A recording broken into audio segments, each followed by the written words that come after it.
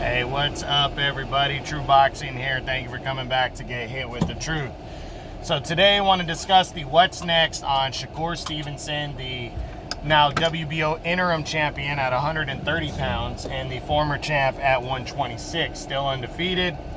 One of the top fighters in the game right now for sure. Big fan of Stevenson. Really am.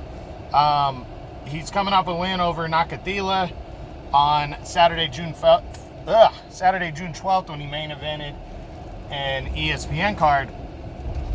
And, basically put himself in line for a title shot. I mean, right now it's pretty much Jamel Herring or he becomes WBO champion if Herring balks and doesn't go forward with the fight. So, it's supposed to be that fight. Herring says he's down to fight him now, so what else is there? Now, if he's victorious over Herring later this year, which now everybody believes that's going to be the fight, if he beats Jamel Herring, the talk would be who's after him.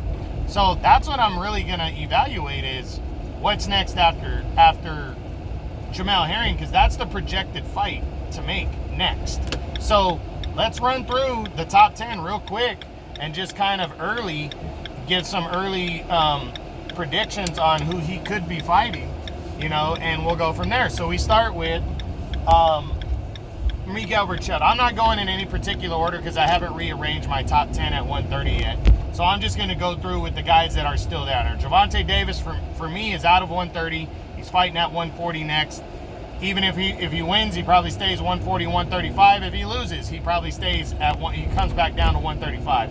I don't think we're going to see him again at 130. But we'll go with Miguel Berchelt first. I don't know. Berchelt would really have to earn that fight, if Stevenson beats Herring. And I don't think it's a fight he's going to sign up for right out the gate, especially the way he got his ass beat against Oscar Valdez. I'm just not seeing it. Joseph Diaz Jr., the former IBF champion. It would have to be a fight that Diaz would want and that he would want, Stevenson would want. And I'm not sure on either side these two guys would want this fight. Diaz is competing at 135 next against Javier Fortuna. And if he's, victorious, he probably stays at 135 because he's had weight issues. And if he loses that fight, I could see him coming back down to 130. But I don't know if he fights a guy like Stevenson, if he loses and comes back down. So I'm going to rule this one out for now, even though I'd love to see the matchup. Next, Leo Santa Cruz. This is basically, Top Rank is not going to work with the PBC to make this happen. Santa Cruz, this is a bad matchup for him stylistically. He already got, destroyed against Gervonta Davis, so this fight is just not going to happen anytime in the near future.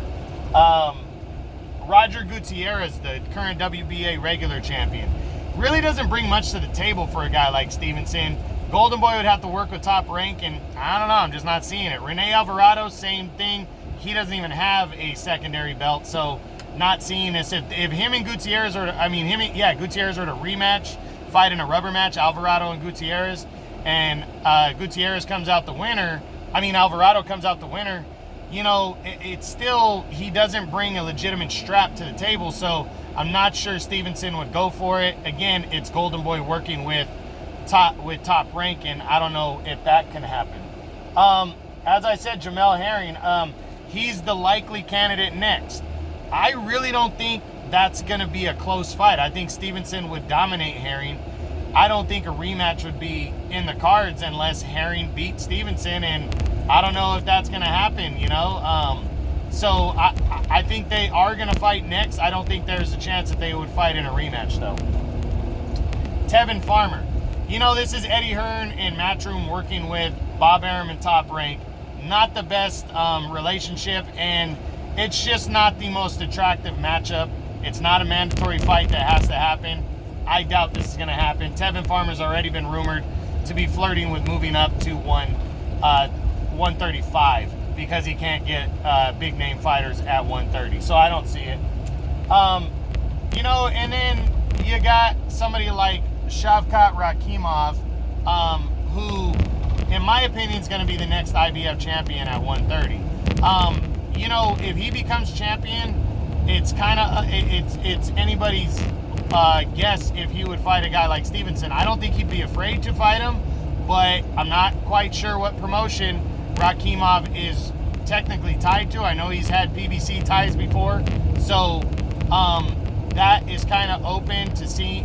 But I don't think Stevenson, if he walks out the WBO champion, would be opposed to it at all. But the prize fight that can easily be made would be a showdown with Oscar Valdez. Valdez is going to make an optional defense in a couple months. He should get through that one, and then the likely candidate and the biggest fight at 130 to make is Oscar Valdez and Shakur Stevenson to unify belts. After Valdez dominated Miguel Berchelt, I don't think he's afraid to fight anybody, and Stevenson has been brought along as the future, and I believe he's the future. So, you know, he didn't help himself out. Stevenson didn't in his last fight with his performance, because he fought very cautious and careful, but he did walk away the one-sided winner.